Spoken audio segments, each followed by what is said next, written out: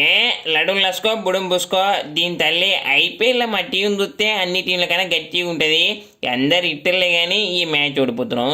ఇక ఫస్ట్ 3 మ్యాచ్లు ఓడిపోయినామని తెలిసింది నాకు. ఇంకా ఈ సీజన్ అంతా వస్తామని.